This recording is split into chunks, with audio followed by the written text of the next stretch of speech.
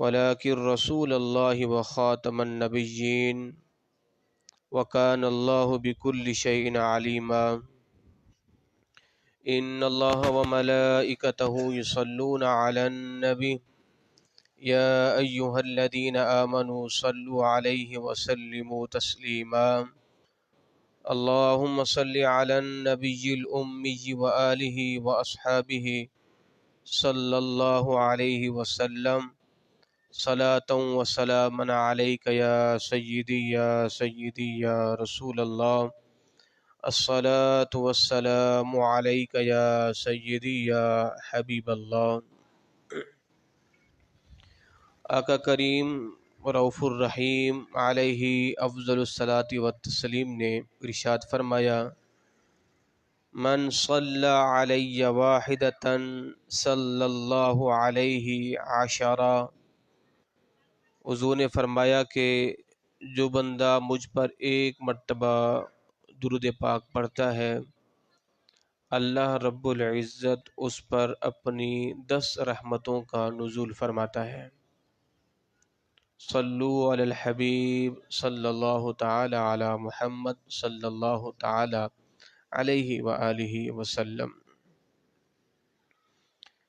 عزیزان گرامی قدر،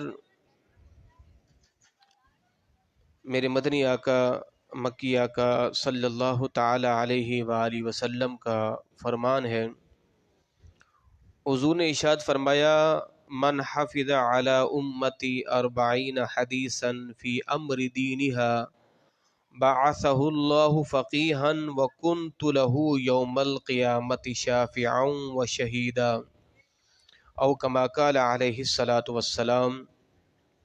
حضور نے فرمایا، جو شخص دینی معاملات کے متعلق 40 حدیثیں یاد کر کے میری امت تک پہنچائے گا، اللہ پاک اس کو قیامت کے دن اس حال میں اٹھائے گا، وہ فقیہ ہوگا اور میں قیامت کے دن اس کی شفاعت کروں گا اور اس کے لیے گواہی دوں گا۔ یعنی احادیث طیبہ کو یاد کرنے کی یہ فضیلت ہے۔ حضور نے فرمایا کہ جو بندہ میری 40 احادیث طیبہ کو یاد کرے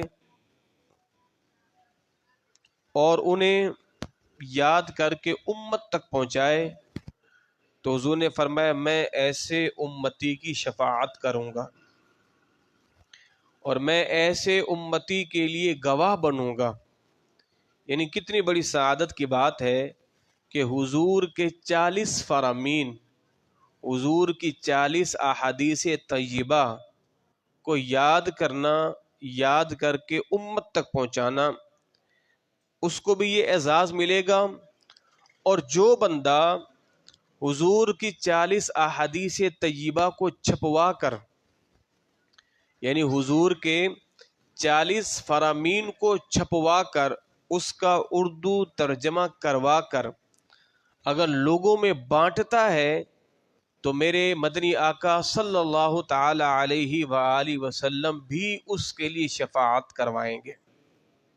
یعنی 40 احادیث کو یاد کر کے امت تک پہنچانا، اس کا بھی ثواب ہے، اور 40 احادیث طیبہ کو لکھوا کر چھپوا کر لوگوں تک پہنچانا، اس کو بھی یہ اعزاز ملے گا۔ تو الحمدللہ آج ہم کوشش کریں گے کہ آج کی اس نشست کے اندر ہم کم و بیش حضور کے 40 فرامین، 40 احادیث طیبہ کو بیان کریں۔ بولے سبحان اللہ۔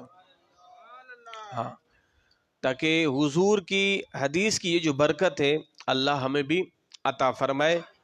اور آج 8 ستمبر ہے، گزشتہ کل 7 ستمبر تھا، اور 7 ستمبر یوم ختم نبوت تھا۔ یعنی 1974 میں 7 ستمبر کو مسلمانوں کو اللہ نے یہ اعزاز بخشا اور اللہ نے انہیں یہ عزتوں سے نوازا کہ پاکستان کی قومی اسمبلی کے اندر، پارلیمنٹ کے اندر بالاتفاق اس بل کو منظور کیا گیا کہ کل بھی کافر تھے، آج بھی کافر ہیں، اور تا صبح قیامت تک کے لیے کافر ہی رہیں گے۔ تو ہمارے علماء کرام نے دن رات کی محنت شاقہ اور دن رات کی سعی اور کوششوں سے، کاوشوں سے الحمدللہ پاکستان کے آئین نے قادیانیوں کو غیر مسلم قرار دیا، اور قیامت تک کے لیے یہ غیر مسلم ہی رہیں گے۔ تو 7 ستمبر 1974 یہ عالم اسلام کے لیے عظیم دن تھا اور ہے، رہے گا، اس لیے کہ اللہ رب العزت نے اس دن حضور کے غلاموں کو ایک عظیم کامیابی سے ہمکنار کیا ہے۔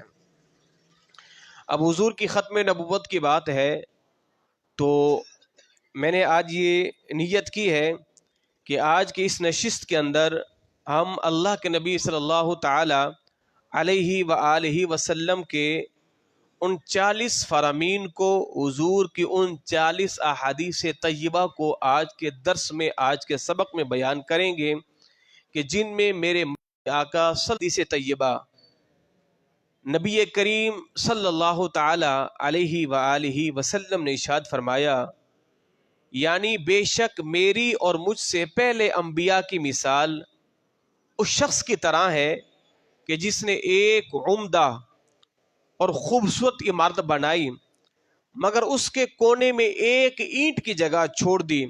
لوگ اس کے آس پاس آ کر چکر لگاتے ہیں اور اس کی خوبصورتی پر تعجب کرتے ہیں اور کہتے ہیں اس اینٹ کو کیوں نہیں رکھا گیا؟ اور حضور فرماتے ہیں وہ اینٹ میں ہوں اور میں ہی خاتم النبیین ہوں۔ حضور نے اپنی ختم نبوت کی مثال کیسے دی؟ فرمایا کہ جس نے عالیشان گھر بنایا، مگر اس گھر میں ایک اینٹ کی جگہ بچی ہوئی ہے، اور کوئی بھی شخص اس گھر کو دیکھتا ہے تو کہتا ہے گھر تو بڑا خوبصورت ہے اور بڑا ہی پیارا ہے، اگر اس میں ایک اینٹ اور لگا دی جائے تو اس کی خوبصورتی دوبالا ہو جائے گی۔ تو میرے مدنی آقا نے فرمایا کہ وہ آخری اینٹ میں ہوں اور میں ہی خاتم النبیین ہوں۔ اللہ اکبر۔ اب دوسری حدیث طیبہ میری مدنی آقا صلی اللہ تعالی علیہ وآلہ وسلم نے ارشاد فرمایا، حضور نے فرمایا کہ ان قریب میری امت میں 30 جھوٹے ہوں گے، ان میں سے ہر ایک گمان کرے گا کہ وہ نبی ہے، حالانکہ میں آخری نبی ہوں، میرے بعد کوئی نبی نہیں ہے۔ یعنی حضور نے پہلے ہی بتا دیا تھا کہ میری امت کے اندر 30 شخص اٹھیں گے، اور وہ 30 کے 30 جھوٹے دجال مکار ہوں گے، اور ان میں سے ہر ایک شخص یہ دعویٰ کرے گا کہ میں نبی ہوں، میں نبی ہوں، معاذ اللہ ثم معاذ اللہ۔ حضور نے فرمایا وہ 30 کے 30 دجال ہوں گے، جھوٹے ہوں گے، اور حضور نے فرمایا میں آخری نبی ہوں، میرے بعد کوئی نبی نہیں ہے۔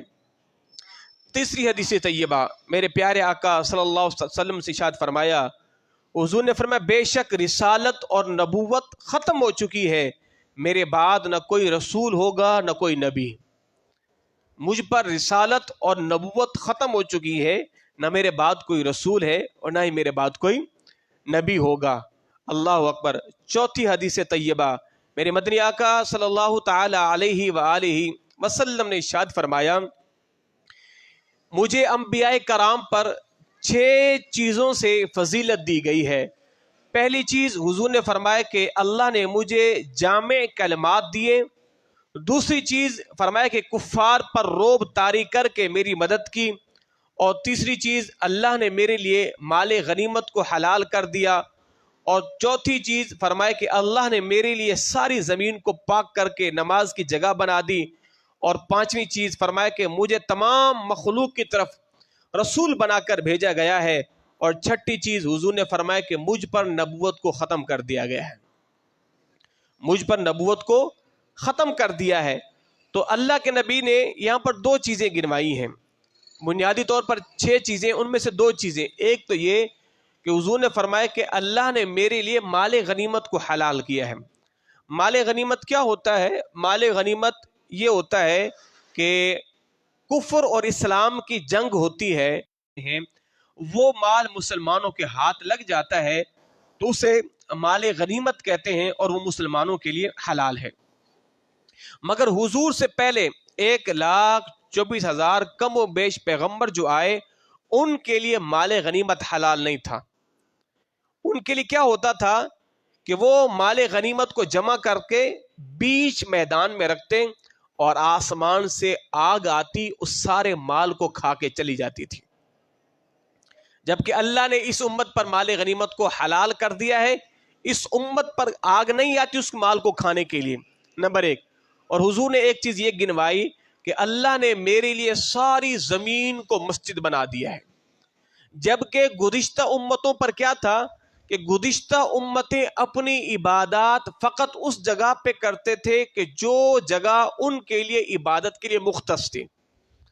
یعنی اگر کسی نے نماز بھی پڑھنی ہوتی نا گزشتہ امتوں میں، تو اس نے فقط اپنی عبادت گاہ پہ جا کر ہی نماز پڑھ سکتا تھا، عبادت کر سکتا تھا، کسی اور جگہ پہ عبادت نہیں کر سکتا تھا. اور اللہ نے اس امت کو یہ اعزاز بخشا ہے، آپ روئے زمین کے جس حصے پہ کھڑے ہو کے نماز پڑھیں اللہ آپ کی نماز کو قبول فرما لے گا.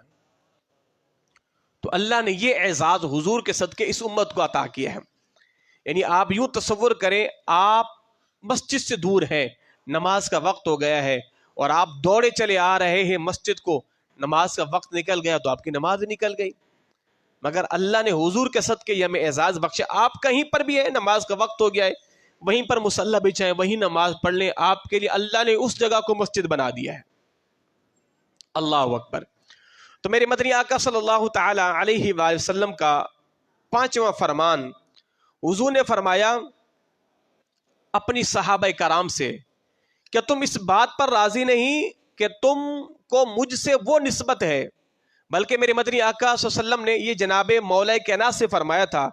فرمایا اے علی کہ تم اس بات پر راضی نہیں کہ تم کو مجھ سے وہ نسبت ہے جو جناب ہارون علیہ الصلاۃ والسلام کو جناب موسیٰ علیہ الصلاۃ والسلام سے تھی، مگر یہ کہ میرے بعد کوئی نبی نہیں.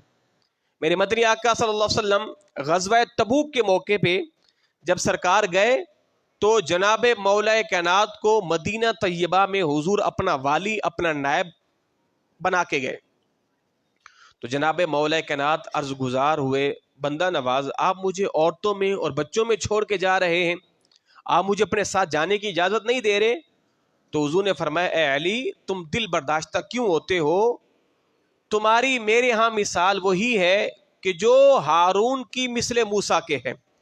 کیونکہ جناب موسیٰ علیہ السلام جب کوہ طور پر گئے تھے تو آپ اپنی امت میں اپنا نائب جناب ہارون علیہ السلام کو بنا کر گئے تھے. فرمایا اے علی تم میرے لیے مثل ہارون کے ہو، مگر میرے بعد کوئی نبی نہیں ہے.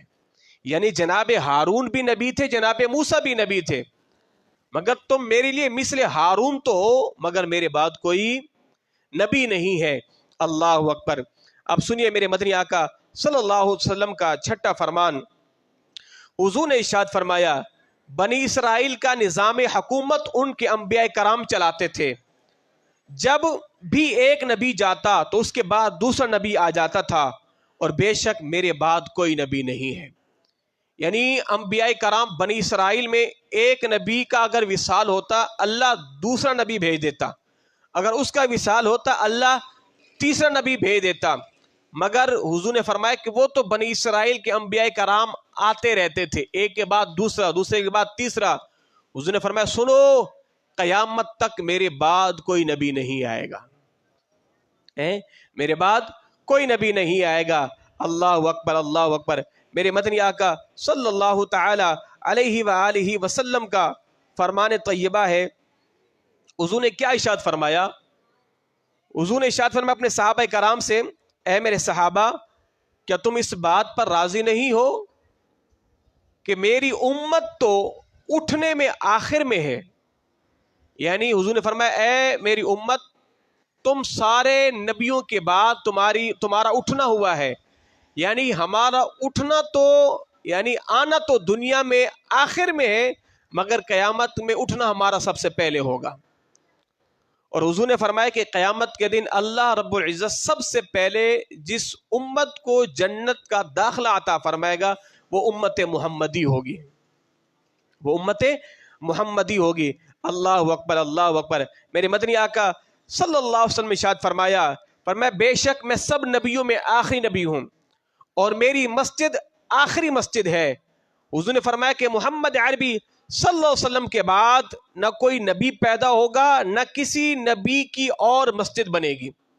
یعنی آج بھی کوئی شخص اپنی مسجد کو بنا کر اس کا نام مسجد نبوی نہیں رکھ سکتا۔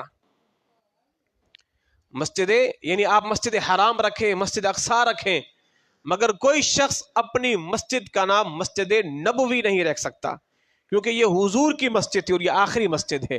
یعنی کسی نبی کے لیے مسجد نہیں بنے گی، وہ آخری مسجد میرے مدنی آقا کی، یعنی جو نام سے منسوب تھی وہ حضور کی ہی تھی۔ اللہ اکبر۔ میرے مدنی آقا صلی اللہ علیہ وسلم کا اگلا فرمان، حضور نے فرمایا میں سب سے آخری نبی ہوں اور تم سب سے آخری امت ہو۔ یعنی میں سب سے آخری نبی ہوں اور تم سب سے آخری امت ہو، یعنی تم امت کے بعد کسی اور امت نے اب نہیں آنا، قیامت تک حضور کی امت ہی رہے گی۔ اللہ اکبر۔ اگلا میرے مدنی آقا کا فرمان، حضور نے فرمایا ختم یعنی نبوت ختم ہو گئی، اب میرے بعد نبوت نہیں مگر بشارتیں ہیں۔ عرض کیا صحابہ کرام نے یا رسول اللہ بشارتیں کیا ہیں؟ حضور نے فرمایا اچھے خواب، انسان خود دیکھے یا اس کے لیے دوسرا دیکھے۔ یعنی ہمیں جو خواب آتے ہیں نا، حدیث پاک کا مفہوم ہے کہ یہ جو خواب ہے یہ نبوت کا 40واں حصہ ہے، اور ایک روایت میں آتا ہے کہ اچھے خواب نبوت کا 46واں حصہ ہے۔ اچھے خواب یہ نبوت کا 40واں، اور ایک روایت میں آتا ہے کہ اچھے خواب نبوت کا 46واں حصہ ہے۔ یعنی ظاہر اب وحی کا آنا، جبریل کا اترنا تو بند ہو گیا ہے، مگر اللہ رب العزت بہت سے معاملات اشارتاً اپنے بندوں کو خوابوں کی شکل میں بھی عطا فرما دیتا ہے۔ اللہ اکبر۔ میرے مدنی آقا صلی اللہ تعالی علیہ وآلہ وسلم نے ارشاد فرمایا نبوت میں سے صرف مبشرات باقی ہیں۔ تو صحابہ کرام نے عرض کی مبشرات کیا ہیں؟ تو حضور نے فرمایا اچھا خواب، یہ بھی مبشرات ہیں۔ اب سنیں میرے مدنی آقا صلی اللہ علیہ وسلم کا اگلا فرمان، حضور نے فرمایا بے شک میرے متعدد نام ہیں، میں محمد بھی ہوں، میں احمد بھی ہوں، میں ماہی بھی ہوں۔ ماہی کسے کہتے ہیں؟ کفر کو مٹانے والا۔ حضور نے فرمایا کہ اللہ میرے سبب سے کفر مٹاتا ہے، اور میں حاشر بھی ہوں، یعنی میرے قدموں پر لوگوں کا حشر ہوگا، اور میں عاقب بھی ہوں۔ عاقب کسے کہتے ہیں؟ کہ جس کے بعد کوئی نبی نہیں ہے، جس کے بعد کوئی نبی نہیں ہے۔ اللہ اکبر۔ حضور نے ارشاد فرمایا میں محمد ہوں، امی نبی ہوں۔ امی نبی اسے کہا جاتا ہے کہ جس نے لوگوں سے نہ پڑھا ہو۔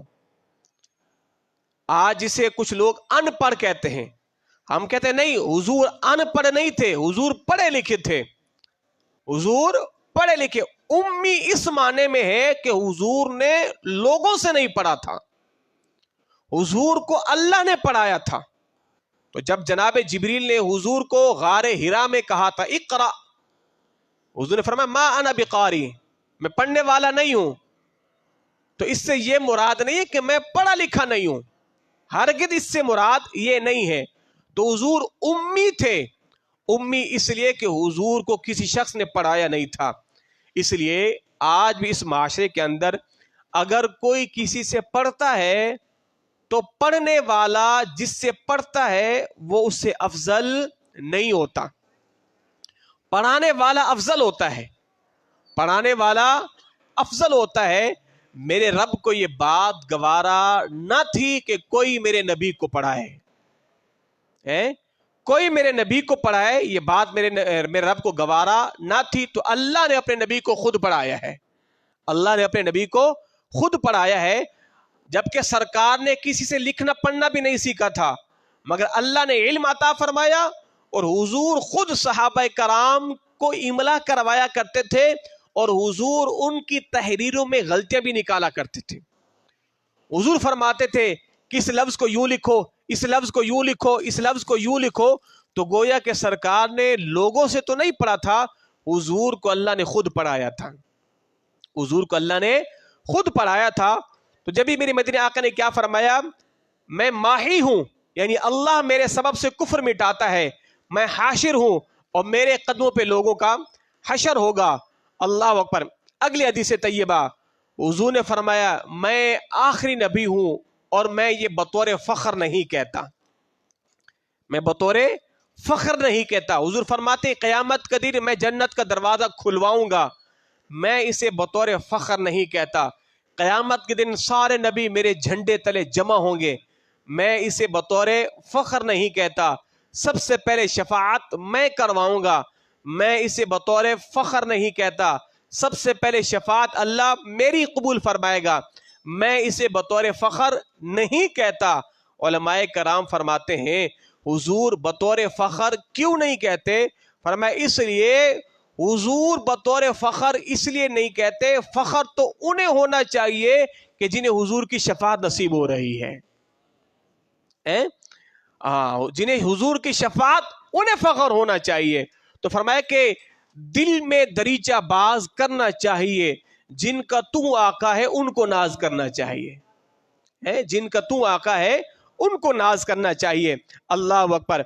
अब सुनिए मेरे मदनी आका सल्लल्लाहु ताला अलैहि वालैहि वसल्लम ने इरशाद फरमाया हम जमाने में सबसे आखिरी हैं, क़यामत के दिन सबसे पहले होंगे।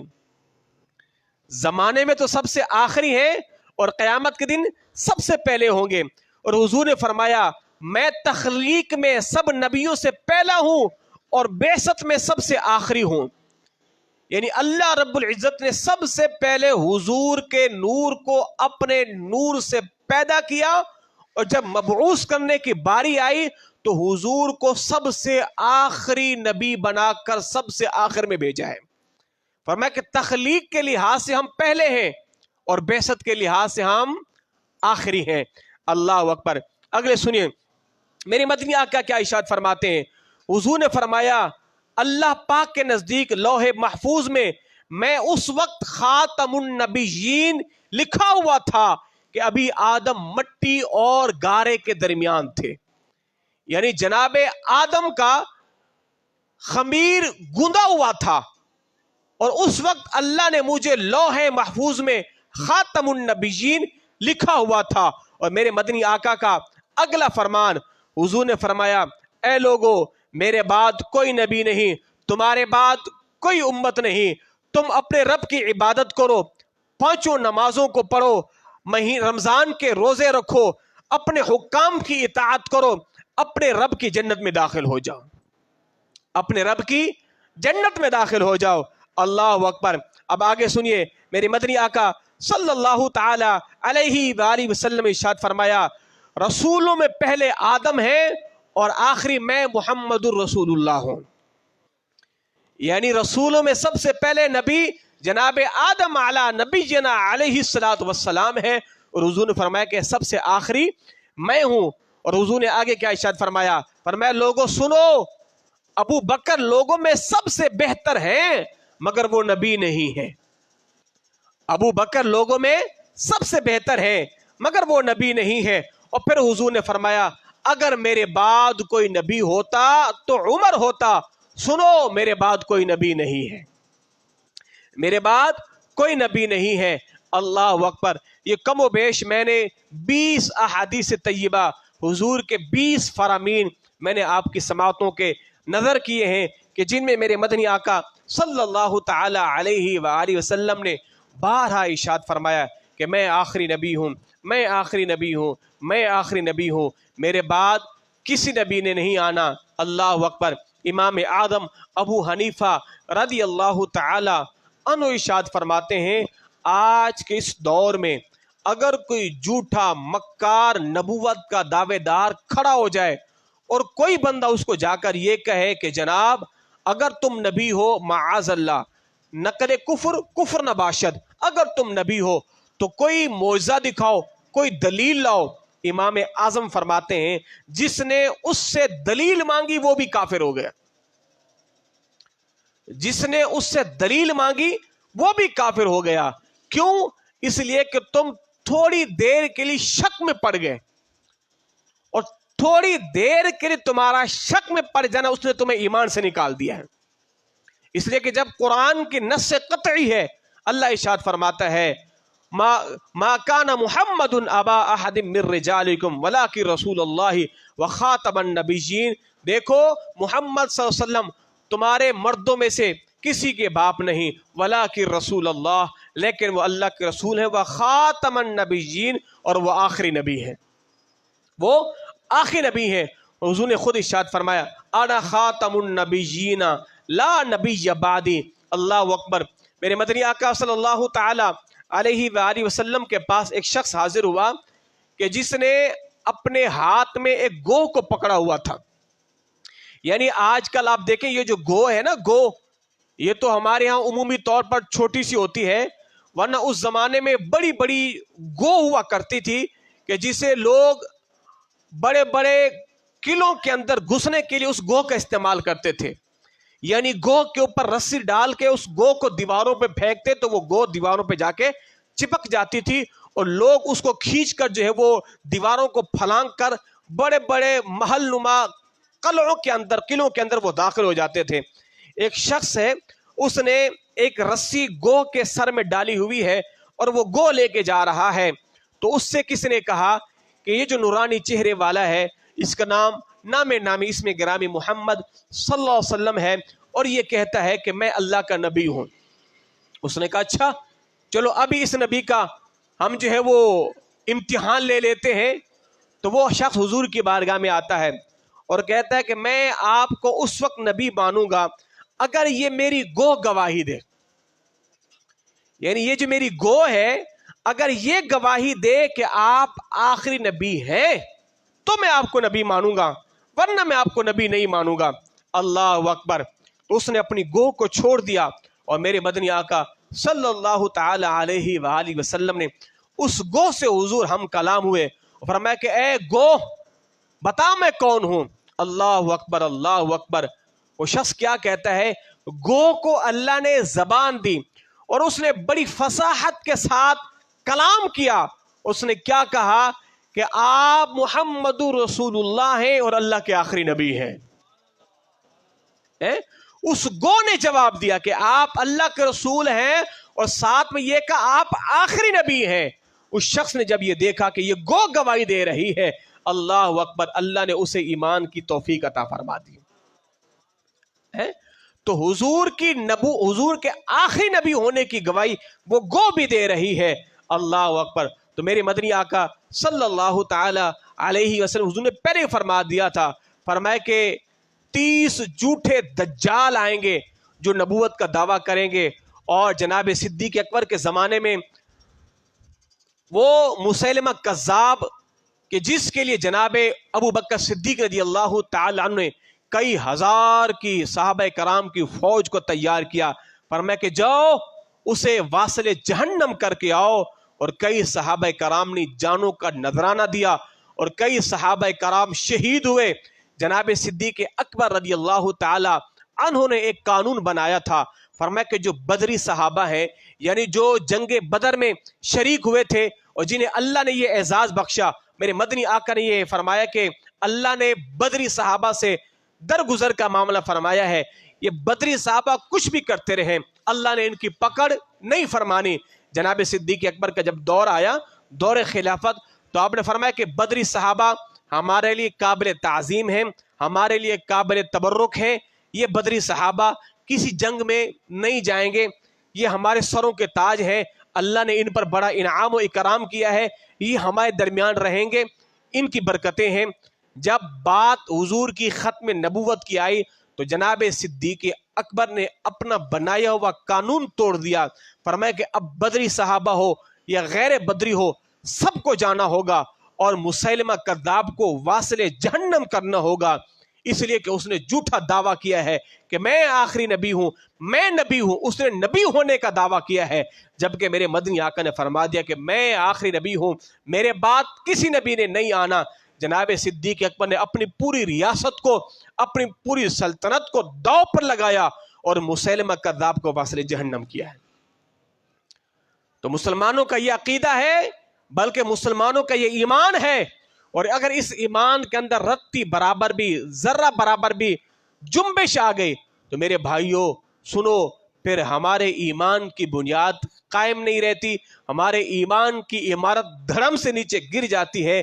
اگر معاذ اللہ ثم معاذ اللہ کسی کے بارے میں یہ گمان ہو، یہ نظریہ ہو، تو الحمدللہ ثم الحمدللہ ہمارے وہ علماء کرام قابل تحسین ہے اور مبارکباد کے مستحق ہیں. اللہ ان کی قبر پر اپنی کروڑوں رحمتوں کا نزول فرمائے کہ جنہوں نے اس پرفتن دور میں دن رات ایک کر کے اس قانون کو پاس کروایا. بڑے مزے کی بات، قبلہ شاہ احمد نورانی صدیقی رحمت اللہ تعالی علیہ کہ جو محافظ ختم نبوت اور اس تحریک کے وہ امام انقلاب، آپ خود فرماتے ہیں آپ کی شخصیت عز و انکساری والی، اللہ نے آپ کو جتنی بھی عمر عطا فرمائی تھی، لوگ کہتے ہیں کہ کم و بیش آپ نے اپنی حیات طیبہ میں 40 سے 42 مصلی یعنی تراویح سنائی تھی.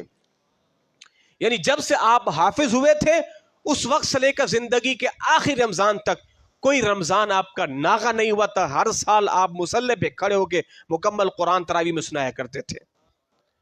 اور آپ کے اندر عاجزی انکساری، اللہ اکبر، حافظ بھی تھے، قاری بھی تھے، عالم بھی تھے اور مفتی بھی تھے اور امام انقلاب بھی تھے اور قائد انقلاب بھی تھے اور امام اہل سنت بھی تھے. آپ فرماتے ہیں آپ کرائے کے مکان میں رہا کرتے تھے.